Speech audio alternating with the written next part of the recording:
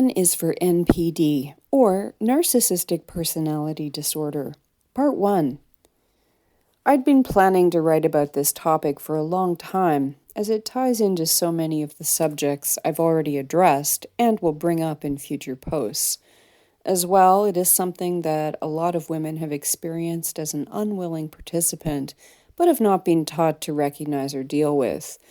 And further, for many women trying to live a more feminist or gynocentric life, there are major challenges to overcoming abuse by women with NPD. Interestingly, this topic is coming up at a time when I'm currently experiencing some rather serious fallout from ending a year-long toxic workplace relationship with an NPD woman, and I'll get into that in a bit. As this is a huge topic, I plan to tackle it in 3 posts as follows. Part 1, this is going to be a bit of a personal story / discussion of characteristics of narcissistic personality disorder. Part 2, here I'll get into the people often found in the orbit of the narcissist and briefly discuss the results of my short poll, which is still open if you haven't checked it out yet, and see the link in the description below. Part 3. In this final post, I'll talk about how to deal with a narcissist, especially if she is female and you're trying to live a life focused on supporting women and girls. So, let's begin. And my story begins 51 years ago, when I was born to a woman with narcissistic personality disorder, who herself was the daughter of a narcissistic mother. I can't speak to the mother before that, but I can tell you that I myself don't have NPD. I have other shit I deal with, but that is neither here nor there. What is important here is that, like most to all psychological problems, there are both biological and sociological factors at play. So, you can't create a clinical narcissist out of nothing but a shitty environment. Nor do all biologically predisposed narcissists behave the same way, as if hot off an evil robot factory assembly line. So let's give a rough outline of what NPD is, and then I'll get into more details about the traits and behaviors to accompany my story. Like many descriptive terms related to psychology, the term narcissist is overused, probably thanks to the internet and sensationally titled pop psychology articles. Lots of people can be narcissistic, and it just means egocentric or self-centered and arrogant. We all know people like this, and they are annoying, but that's not really what we mean when we talk about narcissistic personality disorder. For a personality to be disordered, there has to be serious dysfunction in multiple areas of life, and no one knows this better than those who find themselves in relationships with them. To keep things shorter and simpler, I'm going to use the terms NPD and narcissist interchangeably. A clinical narcissist displays a cluster of traits, namely manipulation, control, high emotionality, and cruelty. At the core, they have extremely fragile egos, and the protection of this ego dictates everything they do. They live in perpetual delusion about themselves, their importance, and their abilities, and have an irrational sense of deservedness. They are extremely manipulative in order to control the narrative and get what they need. They lack empathy and consideration for others, frequently overstepping boundaries. And they require constant attention and admiration and come across as arrogant and needy at the same time. And as I said, not all NPDs look the same. Some are very successful in life and some are complete losers, although both are arrogant and feel like they deserve more than everyone else. Some NPDs are publicly aggressive and antagonistic and controlling, and others keep their abuse private and often come off as real victims to keep you off balance, but under control. At this point, you may be thinking, hey, story ending, this just sounds like a typical male to me. And you're 100% right. No psychologist is ever going to agree with this, but I've come to think of NPD as male bullshit syndrome, or permanent male syndrome, PMS, except in overdrive. All of the symptoms are typical of males, but are greatly exaggerated and extremely destructive. So, males with NPD just seem like normal males with a little bit of extra bullshit. This is probably the main reason it is vastly underdiagnosed in males. And afflicted females come across as total psychos to those who fall prey to them. Have you noticed that only the NPD female, not the male, is a favorite evil character in entertainment? A note on NPD parents. Because society incorrectly sees breeding as a human right, any fucked up person, including NPDs, are allowed to create, own, and abuse children. Teachers and volunteers who work with children have to do criminal record checks. Not that that achieves much, but prospective parents don't. Makes sense, right?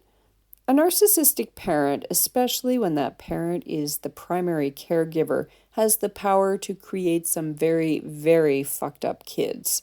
Some with personality disorders themselves, and all with at least one other major issue, such as anxiety, depression, addiction, etc.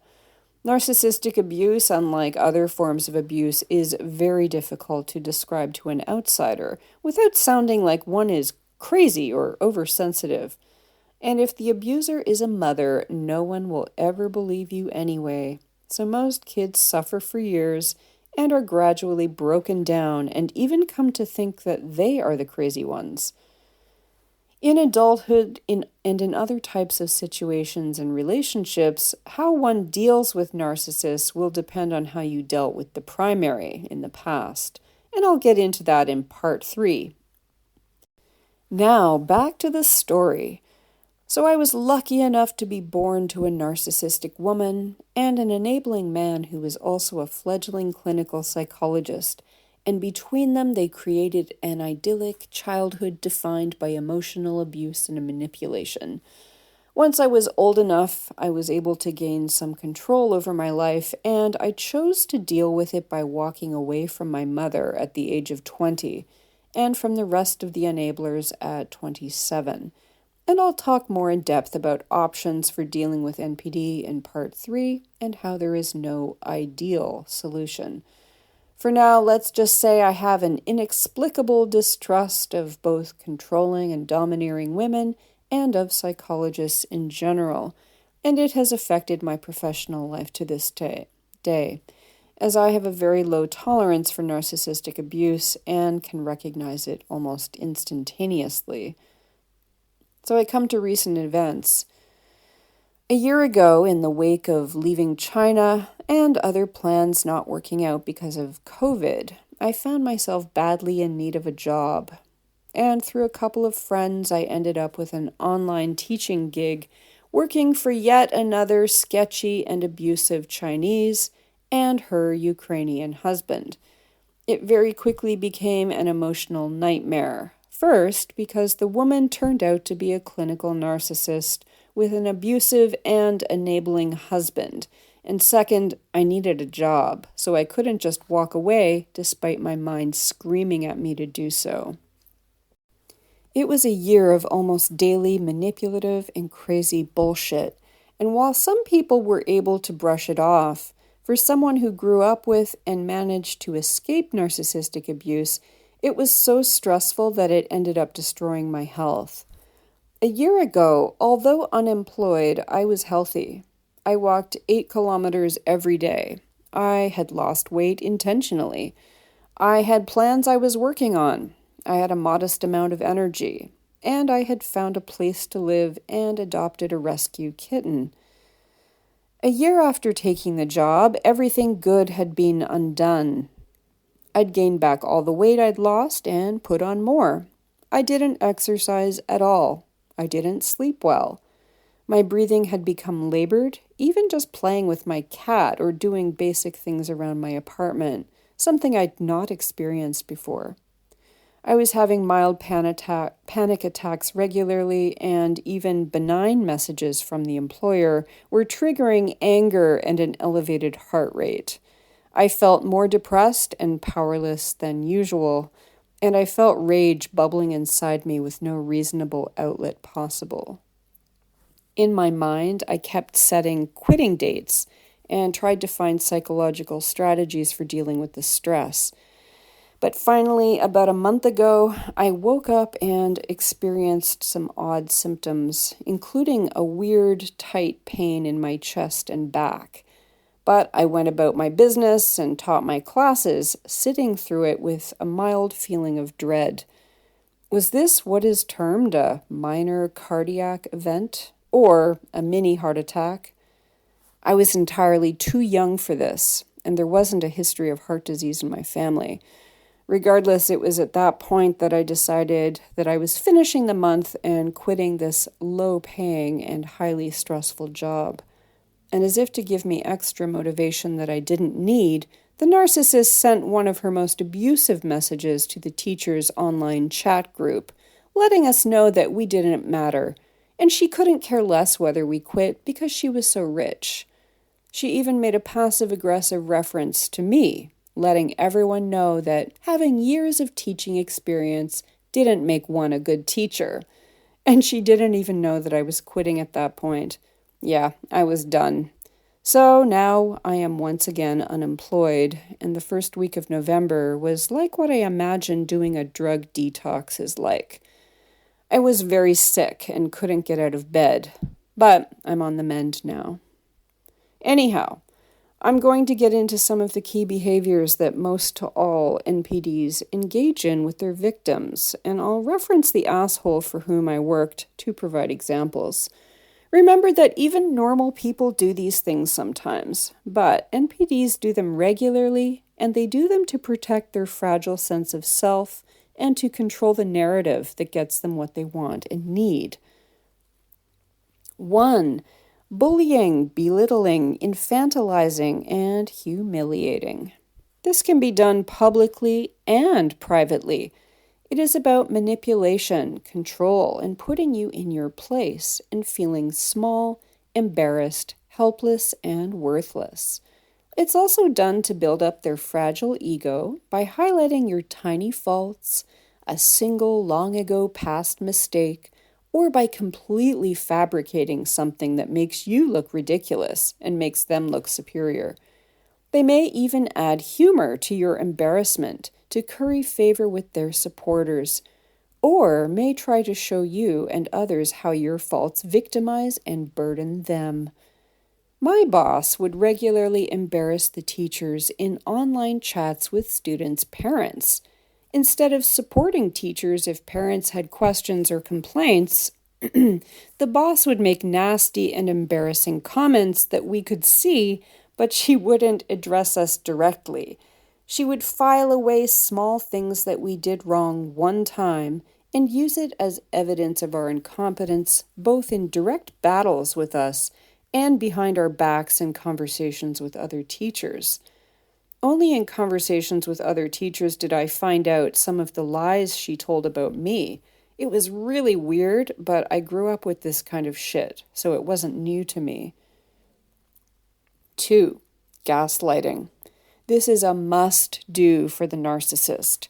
Here, he or she rewrites history and causes you to question your version of reality. The sole purpose is to disarm you, as you have clear evidence of their faults and mistakes. So they will lie about what happened, they will pretend they don't remember what happened, or they will accuse you of overthinking or misreading a situation or comment, and they will do it in a condescending way, or will fake concern over your stress and emotionality. In the end, you don't feel clear about what actually happened, and the less sure you feel repeatedly, the less likely you're going to arm yourself with facts and fight back.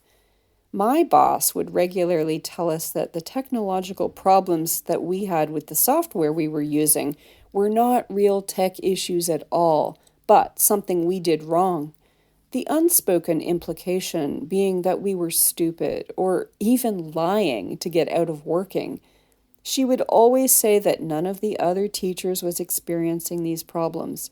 And of course, this wasn't true. The software constantly had problems, and my boss didn't want to deal with it or take responsibility for choosing shitty software. 3. Externalizing responsibility or blaming others for their mistakes. NPDs can't handle legitimate criticism or even just a statement of fact that shows them to be imperfect. Nothing is ever their fault. They're constantly being victimized by the world and everyone in their lives. My boss demanded immediate responses to messages, and she would harass us. But these rules didn't apply to her, even if we had emergency situations during business hours. Despite being very rich, she refused to hire administrative staff to handle communications or classroom emergencies. So what frequently happened is that she wouldn't respond within even 24 hours, sometimes upwards of a week. And for me, towards the end, sometimes she wouldn't respond to me at all. And there were always excuses. She would complain about parents sending her direct messages instead of putting them in the group chat so that the teacher could see it and handle it. She was in demand and overburdened the poor victim. No one would help her out or understand her situation. 4. Disregard for boundaries. NPDs don't feel empathy, even if they can fake it on a superficial level to garner admiration. They don't see people as equals worthy of respect and consideration. For NPD parents, children are just extensions of themselves and aren't treated as separate individuals worthy of privacy. So, to the narcissist, other people's belongings and secrets and time are public property, which they can access, take, share, or give away without permission. No is not a word that has any meaning for the narcissist, and using it can inspire a lot of rage. This wasn't a big issue at my online workplace, other than my boss feeling entitled to demand unpaid work or to schedule my time without asking me first. 5. Shunning and grudge holding. This is a common method of punishment used by the narcissist when someone dares to challenge them in some way, or if you inadvertently manage to be better than them, especially if people see it and acknowledge it. This can be very confusing and devastating when NPD parents do it to their children. Withholding love or attention over what amounts to nothing is pure cruelty, and I experienced this many times with both my mother and grandmother, simply for having contrary opinions on completely irrelevant topics. You learn very quickly not to have opinions. You can also be publicly humiliated and shunned at the same time.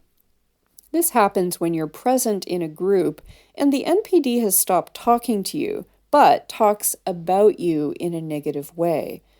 Like I mentioned above, during the last month of my employment, my boss had stopped responding to my messages for some reason, but she would make passive-aggressive comments about me in the teacher's chat group.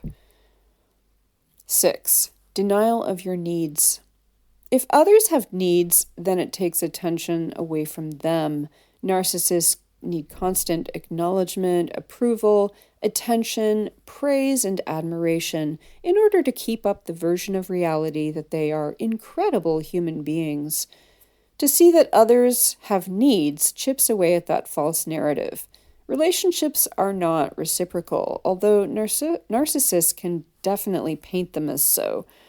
But in reality, the energy must flow one way, and you will eventually find yourself depleted and unfulfilled in any relationship with a narcissist. My boss, for example, would not allow days off. Some of us were working 7 days a week, and that can get mentally exhausting over time. Myself, even if I only have 1 or 2 classes in a day, I'm thinking about work as soon as I wake up. I can't disengage. That's just me. I never did ask for time off, but I know some of the other teachers did, and the rage it inspired in my boss was absolutely mind-boggling to me. Now, I'm going to end this here. As I mentioned, part 2 is going to look at the players in the narcissist orbit. Again, if you haven't done the short poll on NPD experience, have a look. I've also written about antagonism, and there is an old post on male weapons against women, which has overlap with narcissistic tactics and lends support for my theory that NPD is just hyper manliness. Anyhow, see you soon for part 2.